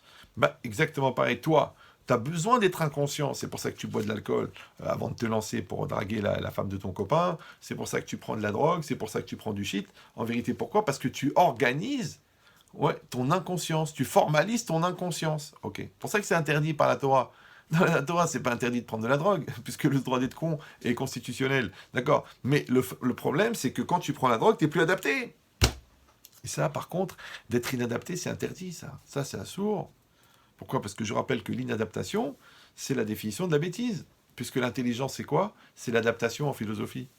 Donc, quand tu es inadapté, d'accord? Donc, qu'est-ce qui va se passer? C'est que la réalité, elle va venir, tu es inadapté. Ta femme, elle va venir, tu es inadapté. La mitzvah, elle va venir, tu es inadapté. L'épreuve, elle va venir, tu es inadapté. Ton fils, il va venir, tu es inadapté. Mais alors, qu'est-ce qui se passe quand tu es inadapté? Eh ben, c'est exactement pareil que quand tu te retrouves à New York, ouais, avec une prise américaine dans le mur et une prise française dans ton chargeur de téléphone. T'es inadapté. T'as beau t'énerver, t'as beau dire je comprends pas, on est en 2021, j'ai besoin de ce téléphone, je vais signer un deal à 1 milliard, il faut que j'appelle le mec à minuit 5 et j'ai plus de batterie. Et tu t'énerves comme ça avec ta prise en train d'essayer de rentrer la prise française dans la prise américaine et ça marche pas. Ça marchera pas. Pourquoi? Parce que c'est pas adapté. C'est pas adapté. Alors, tu sais comment on appelle l'adaptateur? La patience, la savlanoute. On a besoin de l'adaptateur. Comme on n'a pas l'adaptateur dans le couple, eh ben, l'amour de l'autre, l'acceptation de la différence, de voir l'autre positivement, de donner le droit d'exister, c'est l'adaptateur. Il faut un adaptateur entre toi et tes enfants, puisque tu as plus de 20 ans de différence avec eux. Donc, il faut t'adapter. Maintenant, quand tu t'engueules avec eux, à la limite de te battre, c'est qu'en vérité, tu es inadapté, puisque tu as le même âge que lui. Toi, tu dois être un adulte. Lui, il a le droit d'être un enfant. C'est son âge. Et toi, tu as le droit d'être un adulte. Mais des fois, tu es tellement jaloux que lui, il a le droit d'être un gamin, que toi aussi, tu as envie de faire le gamin. Ouais, bah moi aussi, j'ai envie de m'énerver. Moi aussi, j'ai envie de me laisser aller. Moi aussi, j'ai envie de crier. Tu dis, mais attends, bah, tu as 35 ans. Ça y est, c'est fini. Ton tour, il est passé maintenant. C'est à lui d'être un gamin maintenant. Alors, de lui, tu l'exiges d'être un adulte. Et toi, tu te permets d'être un gamin. Qu'est-ce qui se passe? Tu es inadapté. Comme tu es inadapté, d'accord? Donc le tuyau d'air comprimé, il n'a pas le même diamètre de l'autre côté. Donc ça explose. Ça s'appelle explosion de volonté. Donc tu vois que la base de la colère, c'est l'inadaptation. La base de la colère, c'est le manque de construction personnelle. C'est aussi la déception. Parce que c'est quoi une déception? Une déception, c'est de ne pas trouver ce que tu attendais. D'accord? Maintenant, il y a deux manières de ne pas trouver ce qu'on attendait. Soit que toi, tu as anticipé sur une réalité en vérité qui n'existait pas, ce qu'on appelle la mythomanie, d'accord? Soit c'est que la réalité, elle aurait dû être, mais elle n'est pas apparue. C'est possible. Tu aurais voulu que le cours, il monte, il n'est pas monté. Voilà. Et voilà. Qu'est-ce que tu fais? Tu t'énerves. Ouais. Mais en vérité, en hébreu, on appelle ça la hat-hama, le fait d'être matim, le fait d'être adapté, ouais, c'est les mêmes lettres que Emet. Emet et matim, c'est les mêmes lettres. Donc, la vérité pour l'homme, c'est quoi la vérité? C'est une chose qui est adaptée. D'accord? Par exemple, si on te dit, tiens, tu vas acheter une sucette. Bonjour, je voudrais une sucette pour mon fils. Bien sûr. $8 000. $8 000? C'est pas vrai. C'est pas vrai. Ça veut dire quoi? C'est pas adapté. D'accord? C'est pareil, c'est comme chez toi. Quand tous les plombs ils sautent une demi-heure avant l'entrée de Shabbat, le jour de la bar mitzvah de ton fils, Shabbat Ratan à la maison, qu'est-ce que tu te mets à crier? Tu dis, mais c'est pas vrai, non mais c'est pas vrai. Mais quoi, c'est pas vrai? Bien sûr que c'est vrai, les plombs ils ont sauté. C'est pas vrai, ça veut dire c'est pas adapté, maintenant c'est pas le moment, là maintenant c'est Shabbat, il y a tous les enfants, les petits-enfants, il y a les amis, il y a les copains, il y a 100 personnes, et maintenant ça saute, c'est pas vrai, non mais c'est pas vrai. Ouais. Si c'est vrai, voilà, c'est vrai, voilà, c'est vrai. Ouais. Mais est-ce que toi t'es adapté? Tu dis, ah, j'ai très déçu par un copain. Les gens, ils sont fluctuants. Les personnes sont fluctuantes. Ouais, l'autre est fluctuant. La femme, elle change. Elle monte, elle descend, elle grossit, elle maigrit. Ah, je suis déçu, je suis déçu. Mais t'es déçu de quoi? Quoi, tu crois que t'avais épousé quoi, toi? Une poupée en plastique? Elle change. Elle a des émotions, elle a des nerfs, elle a des stress, elle a des hormones. L'homme, il n'a pas d'hormones, il comprend pas. Lui, il est toujours régulier, lui. Ouais, la femme, elle monte, elle descend, elle monte, elle descend. Moi, je me rappelle avec ma femme, on rigolait. Des fois, pendant les grossesses, elle se mettait à pleurer. Moi, je dis, t'es pas bien? Elle me dit, non, tout va bien, mon amour, je t'aime. C'est les hormones. C'est connu. Quand la femme a ses hormones, l'homme, il est morbonne. Ah bah oui, il est morbonne, lui. Bah oui, il est morbonne parce qu'elle a les hormones. Ouais. Il dit, mais l'idée, c'est quoi? C'est que toi, tu sais que la femme a les hormones. Donc, pourquoi tu t'énerves? L'homme ne supporte pas comme la femme, elle est pas bien. C'est comme ça. Elle doit toujours être souriante, impeccable, magnifique, coiffée, prête. Tu dis, mais des fois, elle est fatiguée. Ah bah ça m'énerve. Pourquoi tu es fatigué? De toute façon, tu fais rien de la journée. Tu vois? T'es pas adapté. Elle aussi, elle va s'adapter à ton caractère. Toi, tu vas t'adapter à son caractère. Si vous ne vous adaptez pas, il va y avoir explosion. Si vous ne vous adaptez pas, un enfant de 8 ans, tu ne lui parles pas comme un enfant de 18 ans. Un enfant de 18 ans, tu ne lui parles pas comme un enfant de 8 ans. Pourquoi tu lui parles comme ça? Parce que tu n'es pas adapté. C'est pareil, maintenant toi tu es adapté au travail, donc tu es dans un rythme de stress. Après tu es dans la voiture, donc tu es dans un rythme de conduite, tu rentres à la maison. Faut vite faire un travail d'adaptation, baba. Parce que si les nerfs de la queue de poisson, tu les mets sur ton fils il va être traumatisé alors qu'il n'a rien fait, c'est pas lui qui t'a fait la queue de poisson. Si les nerfs de ton travail, tu les mets sur ta vie, c'est pour ça que la Torah, elle a donné des... Et les Chachamim, ils ont donné des strates de décompression. Comme ça s'appelle des... Ouais, c'est comme quand tu dois monter très haut, c'est-à-dire tu dois remonter à la surface ou tu dois descendre en profondeur. Il y a des trucs de décompression, ouais, des étapes. Ben, la prière, Shacharit, c'est une décompression. D'accord? Tu t'es levé, tu as fait ta prière, tu rentres à la synagogue, tu prends de l'oxygène, tu te déconnectes complètement du monde, tu te concentres sur ta prière. Bah, tu rentres au travail, ouais, tu travailles, tu développes, tu gagnes, tu perds, tu trucs, tu te bats. Après, mincha, décompression. Tu penses à rien, tu te mets entre les mains d'Hachem. Et après, hop, tu redémarres encore une partie. Et après, hop, Arvit, troisième. En fait, c'est quoi? C'est comme si tu prends de l'oxygène, tu plonges. Tu ressors, tu prends de l'oxygène, tu replonges. Eh bien, la réalité, c'est la plongée. Les endroits d'oxygène, c'est la prière. Mais les gens, ils font pas ça. Oui, ils prient parce que, genre pour se rendre quitte. Ils y vont, ils tournent les pages. Oui, ils dansent pas. Attends, à force de dire H à cette vitesse, il s'arrête au H du coup. D'accord? Non, la personne, elle prend de la force dans la prière. Et après, elle redémarre. Ouais. Et c'est ça la force de la prière. Pourquoi? Parce que la prière, c'est quoi? La prière, c'est le lâcher-prise. C'est le bon Dieu qui s'en occupe. Alors c'est un paradoxe, parce que dans le boulot, t'es le patron, t'es le mec qui maîtrise, t'es le mec qui gère. Dans la prière, t'es une poussière, t'es rien. Et bien ça permet de recadrer. Parce que dans tout ce que tu fais dans la vie, il y a toujours la part de l'homme, la part de Dieu. Maintenant, si toi tu pries pas, tu prends que c'est la part de toi, alors le bon Dieu il dit, bon bah si t'es tellement puissant, si tu maîtrises tout, débarrasse-sec, fais-le toi-même. Et après tu prends des bananes, tu dis je comprends pas, mais je pensais que ça serait une bonne année, alors que c'était une bonne année. D'accord? Donc ça vient de ça.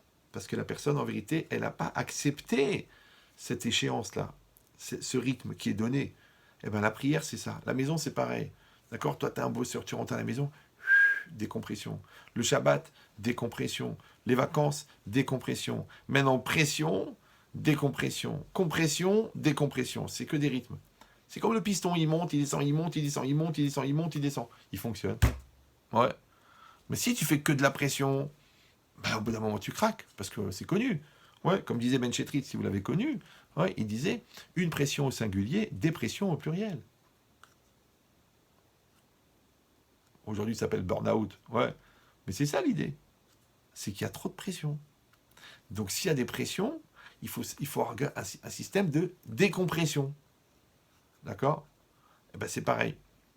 Il dit cette logique-là, plus la décompression, elle va se faire dans quelque chose qui n'a rien à voir. Ouais, c'est comme les grands patrons, ils vont faire des séminaires ils se vident la tête, ils vont au Tibet, ils mangent des algues et ils écoutent le vent, ils écoutent leur cœur. Ouais, ils se déconnectent, ils disent ça en français, ils éteignent les portables, ils éteignent les ordinateurs, ils éteignent tout, ils se déconnectent. Mais qu'est-ce que tu as besoin d'aller au Tibet, Baba? D'ailleurs, c'est marqué à l'entrée du pays Tibet ou quoi? D'accord? Tu fais la Hamida. La Hamida, c'est une décompression totale, déconnexion totale. Le Shabbat, déconnexion totale. Pas d'email, pas de décision, pas de rien.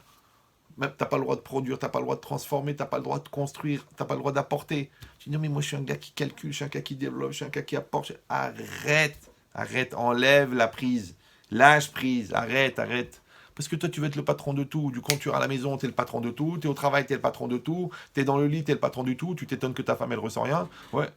Donc il faut lâcher prise. Et bien ce lâcher prise là, d'accord, il s'appelle savoir quand il faut maîtriser, savoir quand est-ce qu'il faut lâcher. Il dit ça s'appelle la savlanout. C'est ça la patience. Pourquoi? Parce que le Rav Wolbe, si vous l'avez connu, très très religieux, il a ce langage incroyable. Il dit Oumaï savlanout. Qu'est-ce que c'est la patience? Asavlan dome mamash le adam anose masakave. Bon, je vais dire directement en français. Le patient, il ressemble à quelqu'un qui porte un poids très très lourd. Ouais. Et malgré qu'il est très lourd, mamshich la lechet kedarko, il continue à avancer sur son chemin.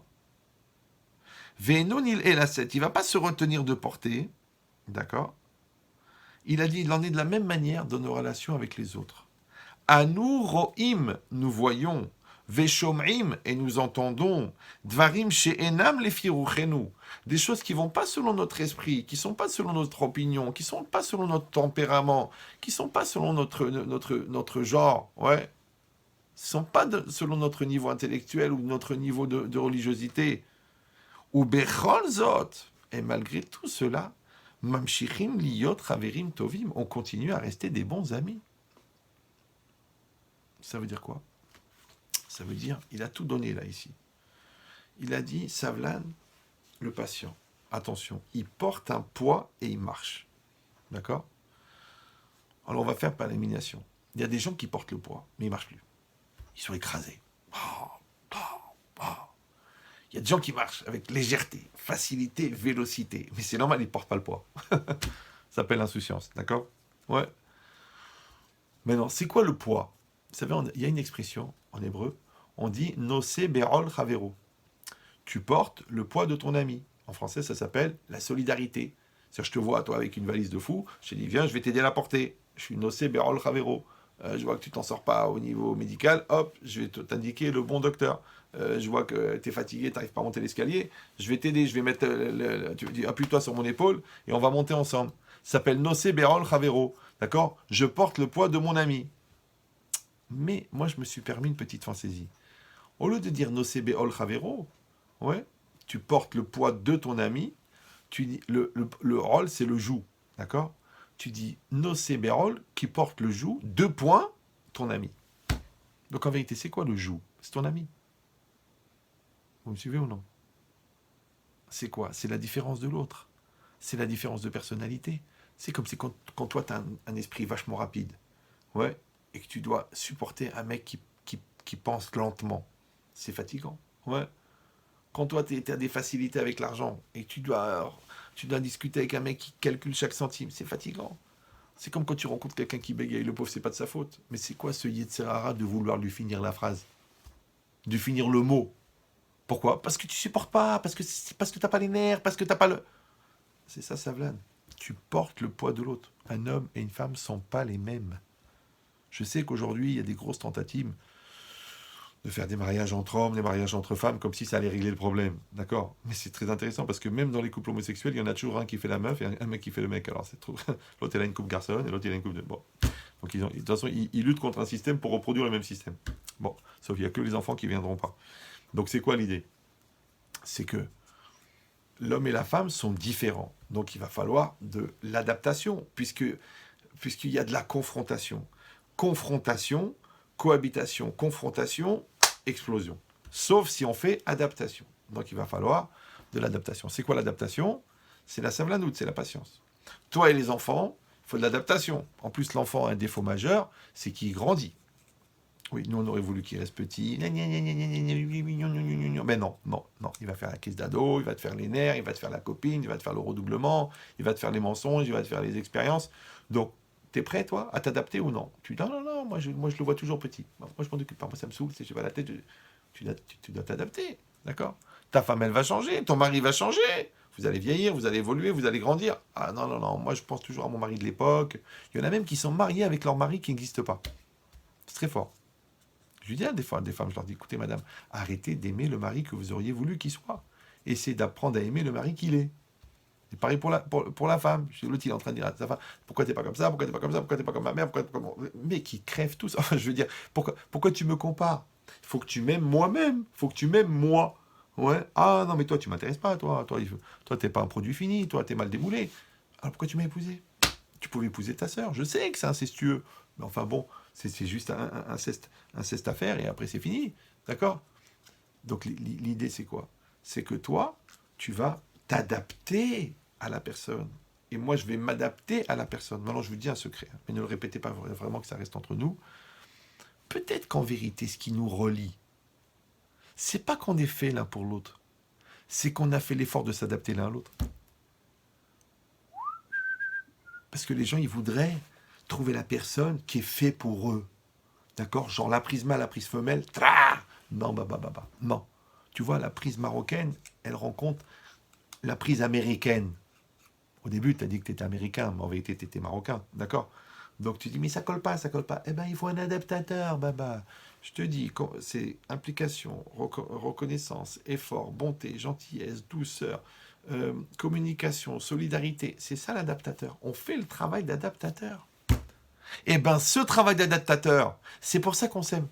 À cause des efforts d'adaptation. Alors que les gens, ils font le contraire. Comme c'est des consommateurs, ils disent, écoute, ça marche ou ça marche pas. Écoute, ça marche pas. Eux, qu'est-ce qu'ils font? Ils se marient, plug and play. Plug and play. Écoute, je sais pas moi, l'imprimante n'est pas reconnue par l'ordinateur. Allez, casse-toi, retourne chez tes parents. Tu me saoules, tu m'intéresses pas. Je te dis, c'est pour ça que c'est interdit par la Torah d'épouser sa sœur, d'épouser sa mère, d'épouser sa grand-mère. C'est assourd. Je dis, ben évidemment que c'est assourd. Ben, franchement, on n'est pas des païens non plus.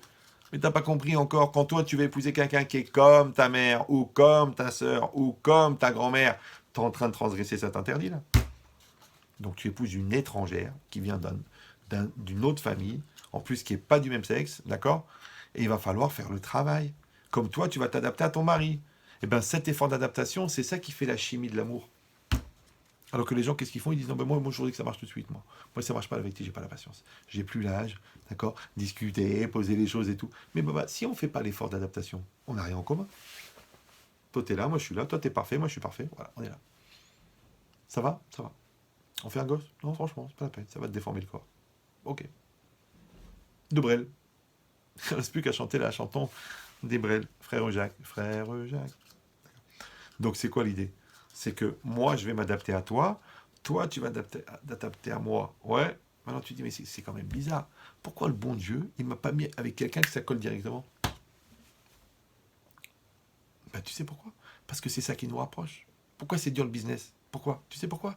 Parce que l'argent que tu as gagné difficilement, il t'appartient. Mais regarde l'argent que tu as gagné facilement. Il ne t'appartient pas, la preuve, tu le gaspilles. Vous suivez ou non? L'étude de la Torah. Là où tu t'es cassé la tête, tu retiens. Là où tu t'es pas cassé la tête, tu retiens rien. Tu comprends pas? J'ai fait tout le Dafayomi sur Internet, en vidéo. T'as rendu quoi? Rien. Parce que tu t'es pas cassé les dents. Tu te casses les dents sur les mots, tu te casses les dents sur la traduction, tu te casses les dents sur comment ça s'appelle? Le raisonnement. Tu vas voir, tu vas retenir par cœur. Moi, je me rappelle des trucs que j'ai étudiés il y a 35 ans. Eh bien, il y a un mois, dans tout le temps que j'ai fait au collège, à l'Eshiva, où j'ai pas étudié avec quelqu'un, j'ai étudié seul, je me rappelle de rien. Et tout ce que j'ai fait en Chavouta, tout ce que je me suis cassé, même les cours, la vérité de vous à moi. Bon, là, j'ai pas tellement regardé la feuille. Hein. Bon, vous êtes bien là, vous êtes fatigué là? Ça va? Alors, ne le prenez pas mal. Hein. Là, c'est marqué 14. J'arrive même plus, c'est usé. 14-01-97. Voilà. Ça ne nous rajeunit pas. D'accord? Donc ce cours, il a dû faire à peu près en équivalent 4 fois le tour du monde. D'accord? Il est usé. Mais je ne l'ai pratiquement pas regardé. Pourquoi? C'est pourquoi? Puisqu'il est là. Il est dans le disque dur. Il n'est même pas sur la feuille. Et bien quand tu réussis à faire que la connaissance de ta femme, de ton mari, elle est comme le cours. Ouais? Que la connaissance de ton métier, elle est comme le cours. Que ta relation avec Hachem, elle est comme le cours. Ça veut dire que c'est évident. C'est clair. C'est 100%. Ça veut dire que tu es 100% adapté. C'est comme des gens, ils me disent, oui, Rabbi Chetrit, c'est pas évident l'étude, c'est pas évident cette mitzvah, le Shabbat. Je dis, mais vous mangez du cochon? Le mec, il me dit, attendez, je mange pas du cochon. Je dis, mais est-ce que vous mangez du cochon? Mais non, Rabbi Chetrit, je mange pas du cochon. Alors, tu vois le côté évident du cochon que tu ne manges pas? Alors, pourquoi tu te mets en colère? C'est comme le cochon, c'est interdit. Ouais. Le Shalom Bayit, c'est Minatora. Le respect de l'autre, c'est Minatora. Alors, comment ça se fait que tu veux une ashgacha spéciale pour la viande et que tu n'as pas d'ashgacha sur tes midot, sur tes qualités morales, sur ton comportement? Il dit ça veut dire que tu n'as pas compris qu'en vérité, l'autre, c'est une occasion d'acquérir ça. C'est ça la savlanout. Ça veut dire que tu portes le poids de l'autre, tu portes le poids de la différence, tu portes le poids et tu avances. Encore une fois, les trois quarts, qu'est-ce qu'ils font? Ils ne prennent pas le poids. Ils disent, mais tu sais quoi, je m'en fous. Elle dit ça, elle dit pas ça. Elle est content, il n'est pas content, il est content. Je m'en fiche. C'est quoi les enfants, ils grandissent, ils grandissent pas, je m'en fous. Alors, ceux-là, ils avancent vite parce qu'ils portent pas le poids. Il y en a de le contraire, ils sont écrasés. Il est écrasé par la dette, il est écrasé par la peur, il est écrasé par les complexes, il est écrasé par les obligations. Du coup, il n'avance plus. Non, on veut que tu portes et que tu avances. Comment ça s'appelle en hébreu? Le rôle. Le rôle, ça s'écrit Aïn, Vav, Lamed. Le rôle, le joug. Alors, toujours, je donne l'image, c'est prenez le gros cheval, le percheron, là. Vous avez déjà vu ça à la campagne, là? Ouais, le cheval énorme, ils s'en servaient pour tirer les péniches. Ils s'en servaient pour tirer les trains en panne. C'est des chevaux extrêmement puissants, ils sont énormes. Et on leur mettait sur la tête un joug. Je ne sais pas si vous en avez déjà vu à la campagne, d'accord? C'est un truc en bois, comme ça. En bois, avec du cuir, évidemment, pour pas faire mal au cheval. Et bien, essayez de le porter. Mais ça pèse lourd, ça pèse 70 kilos. Tu mets le cheval, il mettait ça sur son cou. Oui, pour pouvoir l'orienter à droite et à gauche. Il s'appelle porter le joug. D'accord? Et bien, comme il y a le joug, il y a le rôle des nisouines, par exemple. Le joug du mariage. Les gens, ils veulent pas. Les gens, ils veulent rester avec la légèreté du célibat, mais avec les avantages du mariage. Mais t'es plus célibataire, Baba, là. Une fois, il m'a dit. Ils sont venus après. Ils venaient de se marier il y a 10 jours. Ils sont venus les deux, voilà, Rabbi Chetrit, on voudrait une bracha et tout ça. Après, le mec, il fait sortir sa femme, il dit, je voudrais parler au Rav une seconde. Il me regarde comme ça, il s'approche, il me dit, bon, il me dit, Rav, c'est vrai que après le mariage, c'est fini, quoi. Il n'y a plus que ma femme. Je dis, bah oui.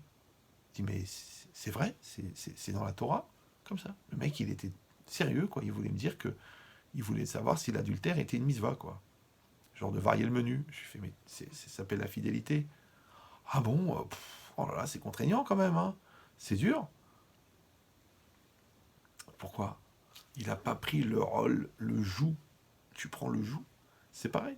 Quand tu fais les mitzvot, ouais, avant de faire les mitzvot, qu'est-ce que tu dois faire? Tu dois prendre le joug des mitzvot. Ça s'appelle Kabbalat Rol Malchut Shamaim. De recevoir le joug divin. Maintenant, si tu trouves que les mitzvot c'est difficile, que les mitzvot c'est contraignant, c'est parce que tu n'as pas reçu le joug divin. Maintenant, toi, tu dois prendre le rôle Chavero. Tu dis j'aime l'autre, avec ses qualités, avec ses défauts, avec sa différence d'âge, avec sa différence de culture. C'est un juif, c'est un goy, c'est un gars qui comprend, c'est un gars qui comprend rien, c'est un riche, c'est un pauvre, c'est un gars qui pue, c'est un gars qui sent bon. Ve'afta l'ereacha kamocha, tu aimeras ton prochain. Ah, tu dis non, non, non, non, non. Parce que moi, je t'ai traduit que ve'afta, ça veut dire tu feras un. Mais toi, tu as traduit ve'afta, tu aimeras. Alors tu dis, bah, il y a des gens que j'apprécie, il y a des gens que j'apprécie pas. Donc là, tu prends que l'autre. Maintenant, c'est un plateau de fromage, c'est une pizza. Moi, j'aime la pizza, mais j'aime pas les olives. J'aime pas j'aime pas le rôti. Mais t'as pas compris. On t'a pas demandé d'apprécier. On t'a demandé de faire un. Ve'afta l'ereacha, mikol makom. Ouais. Tu feras un avec ton prochain. De toute manière. Alors débrouille-toi. Ou au moins donne-toi les moyens. Et bien, cette capacité à faire un avec l'autre s'appelle l'adaptation. Comment on appelle l'adaptation en hébreu? La patience. La patience, c'est le contraire de la colère. Donc, ça veut dire quoi? Ça veut dire que toi, tu dois être en anticipation. D'accord? Déjà dans la tête. L'erolam te'edarto shel adam eurevet imaberiot. Tu dois avoir un esprit pluriel, toi. Moi, je vois les gens, ils viennent à la fin du cours. Tu as fini ton cours, il vient. Il vient, il te dit, Rabbi Chetrit, mais dans le Pachad Yitzhak, il y a une stira, il y a une contradiction avec ce que vous dites et tout ça. Celui-là, il vient, Talmid Racham, tu lui réponds. Après, il vient un gars, Ben Chetrit. Ben Chetrit, c'est Tlemcen. Non, pas du tout. Ah, je le savais, j'ai dit à ma femme, c'est des Tlemceniens. Ça se voit, vous êtes de Tlemcen. Les Ben Chetrit qui venaient la boucherie. Le mec, ça lui fait plaisir. Je dis, oui, monsieur, oui, on était de Tlemcen et tout. Il s'en va. Après, l'autre, il dit, excusez-moi, Rabbi Chetrit, question indiscrète. Sagittaire? Bélier? Genre maintenant j'ai que ça à faire moi. Je lui dis écoutez, je suis bélier. Ah je crois pas, vous devez être sagittaire, genre là c'est mieux que moi. Je dis ok, ça en va. Et l'autre il vient, il me dit oui mais comprenez Ahmed Chetrit, quelle est la symbolique du verre chez Chagall? Ah moi j'entends tout à la fin des cours. Hein. Et l'autre il dit oui mais ce que vous dites en fin de compte c'est de la physique quantique, alors il faut appeler les choses par leur nom. Ok. Maintenant moi je dois m'adapter à chaque personne. Les rolam te darto chez la dame, mais au rêvet imabériot. L'esprit doit être mélangé. Donc celui-là, il pense doucement, va à sa vitesse. Celui-là, il veut une histoire. Celui-là, il veut une blague. Celui-là, il veut un chidouche. Celui-là, il veut qu'on lui éclate la tête, sinon il ne croit pas que c'est intéressant. Une fois, quelqu'un, il m'a dit, pourquoi vous enseignez pas? J'étais en Eretz Israël. Il m'a dit, vous enseignez pas la Torah d'Eretz Israël. Je ne connais pas ce que ça veut dire. Alors j'ai fait un cours, il n'a rien compris. Il m'a dit, ça, c'est la Torah d'Eretz Israël. Je dis, ah, quand tu comprends rien, c'est la Torah d'Eretz Israël. Donc c'est quoi l'idée? L'idée, c'est qu'une personne, ouais, elle doit avoir cette force. C'est une force, ouais, de rendre accessible à l'autre. Vulgariser, mais sans le côté péjoratif. C'est-à-dire de rendre accessible. D'accord? Par exemple, là, on a étudié à peu près 1h20, mais en vérité, on a fait 12 Vahadim de Rav Wolpe, ce qui correspond à peu près à 14 pages. Ouais. On a fait à peu près 10 pages dans Rav Dessler. On a fait tout un développement de plusieurs commentaires différents. D'accord? On a fait du Zohar, on a fait. Mais vous avez rien senti. Vous étiez détendu, vous avez dit, oh, ça coule de source, c'est bien, oh là là, c'est beau, purée. Oui, c'est super. Pourquoi on m'appelle le rabbin le plus cool de France? Parce que je suis un camembert. D'accord? Donc c'est ça l'idée. L'idée, c'est de dire que on est dans une logique, oui, où on s'adapte. Maintenant, le Rav, il doit être adapté aux élèves. Les élèves, ils s'adaptent au Rav. Les parents, ils s'adaptent à leurs enfants. Les enfants, ils s'adaptent à leurs parents. L'homme, il s'adapte à la femme. La femme, elle s'adapte. Ah, tu dis, bah écoute, c'est pas toujours évident. Vous la connaissez pas, c'est un cas d'école. Il paraît que même Freud, il serait découragé, son psy s'est pendu. D'accord. Ah, tu vois, toi, tu refuses. Tu refuses la différence. Tu refuses. Mais peut-être que toute la valeur de ce que tu fais, en vérité, c'est ça. C'est ça la valeur de ce que tu fais. C'est l'effort d'adaptation. Oui, c'est pour ça que c'est marqué. Puisqu'on a dit que Ahava, encore une fois, c'est Echad. D'accord? Donc, si Ahava, ça veut dire Echad, ça veut dire un. Donc, faire un, ça veut dire s'unifier, ça veut dire s'adapter. Ça va, c'est clair ça? Ok. Donc, quand la Torah a dit Ve'afta et Hashem Elokecha, ça veut dire que tu dois unir Dieu, tu dois t'unir à Dieu. Tu feras un avec Dieu. Ouais. Bechol levavecha, de tous tes cœurs, ça veut dire même avec ton Yetzirah, tu dois utiliser ton Yetzirah pour te rapprocher de Dieu. Évidemment, à plus forte raison, ton Yetzirah Tov, Bechol levavecha, de tous tes cœurs. Ou Fron lavshecha, de tout ton corps. Parce que le corps, il est paresseux, le corps, il est lourd, le corps, il est malade, le corps, il est fatigué, des fois, il est grand et malade, ça s'appelle un grand corps malade, d'accord? Mais toi, tu dois faire cet effort-là, d'accord? Donc tu vas au-delà de ton corps, tu n'as pas envie de te lever, mais tu dépasses ton corps. Tu as envie de manger cette religieuse, ce gâteau, ouais, et tu dépasses, d'accord? Donc ça veut dire quoi? C'est-à-dire que ton corps ne pas faire une séparation avec Hachem. Et Ufrol Meodecha, alors là, c'est le plus vicieux de tout. C'est quoi Ufrol Meodecha, d'accord? Alors, soit de tous tes moyens, ça veut dire même si tu dois mettre beaucoup d'argent pour faire la mitzvah, tu payes. Et Frol Meodecha, deuxième lecture de Rashi, d'accord, qui a rapporté, c'est la Mishnah dans Brachot. Bechol Meodecha, Bechol Mida ou Mida, chaque jour, Moded Imcha. Dans toutes les attitudes qu'Hachem va avoir avec toi. Parce qu'il y a des situations qui sont extraordinaires. Oh là là, c'est facile de faire un avec Dieu. Et il y a des situations qui sont très dures. Tu vas continuer à faire un avec Dieu? Ouais, tu fais un avec Dieu dans le bonheur. Tu fais un avec Dieu dans le malheur, toi? C'est dur. Tu dis, oui, vous savez, ça me remet en cause ma croyance et tout. Mais c'est ça. Bechol Meodecha, de tous tes moyens et de toutes les circonstances. C'est comme ta femme, tu l'aimes pour le meilleur et pour le pire.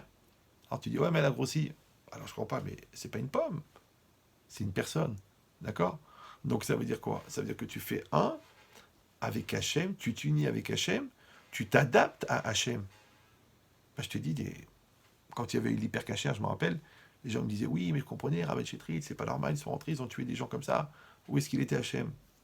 Je lui dis, mais vous habitez en France? Oui. Vous savez très bien qu'il pourrait y avoir un hypercachère par jour, avec la population, Baruch Hashem, avec les ambiances. Ah ouais. Donc, pourquoi vous êtes choqué du jour où il y a l'hypercachère? Et pourquoi vous n'êtes pas choqué de tous les jours où il n'y a pas d'hypercachère? C'est un argument, d'accord? Si toi, tu veux que je t'explique le malheur, toi, explique-moi le bonheur. Si toi, tu te plains des erreurs qu'il a fait ton fils, regarde tous les jours où il a été magnifique. Si toi, tu te rappelles des jours mauvais qu'il y avait avec ton couple, regarde tous les jours extraordinaires qu'il y avait. D'accord? Donc, pourquoi est-ce que tu regardes de ce côté-là? Et je te dis pourquoi. Tu sais pourquoi? Parce qu'il y a un Yetzirah d'être inadapté. Il y a un Yetzirah de pouvoir légitimer sa colère. Il y a un Yetzirah de pouvoir écouter son Yetzirah, de se laisser aller dans la pulsion, de partir dans le délire. Ça t'intéresse parce que c'est confortable. Et dans confortable, il y a confort. Et dans confort, il y a fort. C'est pour ça qu'ils ont dit les Chachamim, Ezeu Gibor, Akovesh et Titzro. Qui est l'homme fort? Celui qui maîtrise son Yetzirah. Pourquoi ils n'ont pas dit qui est le tzaddik, celui qui maîtrise son Yetzirah? Qui est le gadol, ouais, le grand, celui qui maîtrise son Yetzirah? Qui est le chacham, qui est le sage, celui qui maîtrise? Non, non, non, non, non, non, non. Ezeu Gibor. Qui est l'homme fort, celui qui maîtrise son Yetzara. Rabotai, c'est pas shoot. Gibor, ça vient de Gever. Gever, c'est un adulte. Ata Gibor, ça veut dire que tu es un adulte. Maintenant, si toi, tu es un adulte, ton Yetzara, c'est un enfant. Mais si toi, tu es un enfant, ton Yetzara, c'est un adulte. Si toi, tu es fort, la réalité, elle est facile. Si toi, tu es faible, la réalité, elle est difficile. Donc, tu n'as pas le choix de la réalité que Hachem va t'envoyer. Mais tu as le choix d'être fort ou faible. Maintenant, si tu ne renforces pas ta imuna, si tu n'apprends pas les halachot, si tu t'encourages pas à faire la halacha, si tu cherches pas à te motiver, si tu ne développes pas ta connaissance, ne viens pas me dire « Ah, c'est dur, ah, j'y arrive pas, ah, je ne sens pas, ah, ça me demande un effort énorme. » Une fois quelqu'un comme ça, je lui dis « Écoute, ta femme, elle n'est pas bien en ce moment, quand tu rentres, tu souris. » Il me dit « Ah, c'est toujours à moi de faire des efforts. » Je dis « Mais meurs !» Enfin, je veux dire, réfléchis. C'est quoi, c'est un effort de sourire? C'est un effort de sourire, d'accord? La Torah, elle t'a donné, Hachem, il t'a donné la vie, la santé, la femme, la parnassa, la maison, la tout. Toi, il te dit, mais les tefilines, ça prend 5 minutes. Ah, j'y arrive pas. Franchement, t'as pas envie de dire crève. C'est une invitation, ouais. Et dans tout, c'est pareil. D'accord? On te dit, fais les brachot avant de manger. Fais le Birkat Amazon, le bon Dieu, il t'a donné. Le magasin, la parnassa, l'importateur, le prix de revient, il t'a pris. La marge à l'achat, le client, les vendeurs, le système. Et tu peux, grâce à ça, t'acheter ton Shabbat à 1000 euros, il te dit fais le Birkat Amazon, tu dis je le fais pas, ça me fatigue. Mais t'es quoi toi? T'es pas égoïste, t'es carrément à côté de la plaque. Il t'a tout donné, il dit fais le Birkat. Il dit ça me saoule, ça te saoule. Mais d'être vivant c'est saoulant. Même d'être vivant quand tu meurs. D'ailleurs c'est marqué, le repos éternel. Donc vas-y, si J c'est marqué, d'accord? Non, toi tu veux pas. Pourquoi? Parce que tu sais quoi? C'est pas que non seulement que ça ne te saoule pas le Birkat Amazon, mais tu dis, mais merci de m'avoir donné l'occasion de dire merci. Merci de m'avoir donné l'occasion de dire merci. Donc si ta femme est la couche, tu lui fais un cadeau, tu dis pas, ouais, elle va me saouler, elle veut un cadeau. Mais elle t'a donné un bébé, tu ne donnes pas un bracelet, toi? Ils sont bizarres, les gens. Donc ici, c'est marqué. Ici, qu'en vérité, à ta Gibor, ouais, tu es fort. Ça veut dire que toi, tu dois être dans cette maîtrise-là. Ouais. Et c'est ça, fort. Parce que tu es fort, c'est que pour toi, l'effort n'est plus un effort. C'est ça le secret. C'est que quand tu es fort, ouais, l'effort n'est plus un effort. Donc pour qui c'est un effort? C'est pour le faible. Alors je vous dis, la seule manière d'être fort, c'est d'écrire tu es fort, T-U, effort, E-2-F-O-R-T. C'est-à-dire qu'entre toi et l'effort, il n'y a pas de séparation.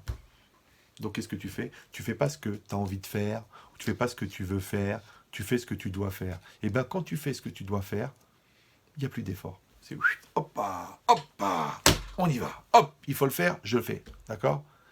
Et donc, c'est ça. Tu es fort.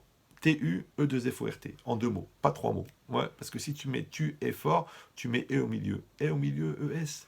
Ah ben, tu as des états d'âme, toi, aujourd'hui. Tu dis oui, tu dis non, tu réfléchis. Peut-être je le fais, peut-être je le fais pas. Ouais, c'est foutu, c'est mort. Ah, si tu vas me dire c'est compliqué, alors écoute-moi bien, c'est où tu es fort, ou l'effort tue. Maintenant, regarde bien que l'effort tue les faibles. Donc si tu es fort, écoute-moi bien, si tu es fort, l'effort n'est plus un effort.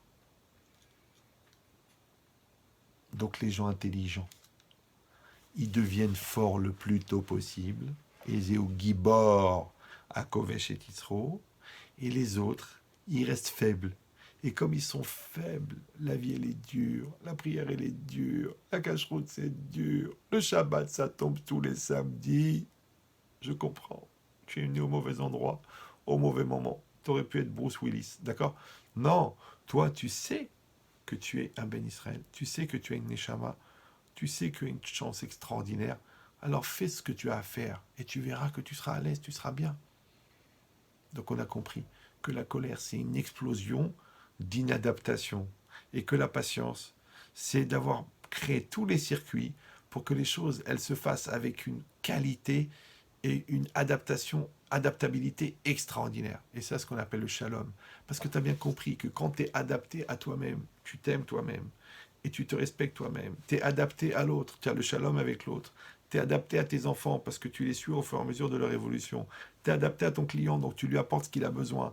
Tu es adapté à la société, tu apportes ce que tu dois apporter en tant que Ben Israël parmi les peuples. Tu es adapté à ta réalité parce que tu vis avec ton temps et en gardant tes valeurs de la Torah. Tu es adapté à Dieu. Donc toute la vie, en fin de compte, c'est quoi? C'est un effort d'adaptation. Donc quand tu vas arriver là-haut, tu seras adapté. Mais puisque ce monde-ci, il a été créé pour que tu t'adaptes, d'accord, au bon Dieu. Donc si Chas Shalom, dans cette vie-là, tu n'es pas adapté au bon Dieu, tu crois que tu seras adapté là-haut? Alors je vous rappelle cette phrase des Chachamim. Ils ont dit le niveau de perception qu'on aura de Dieu après sa mort et dépend du niveau de perception qu'on en avait de son vivant. C'est comme si ton père, tu ne le comprenais pas de son vivant, tu crois que tu vas le comprendre après ta mort. Par contre, si tu l'as bien compris de ton vivant, même après qu'il est mort, tu gardes le contact.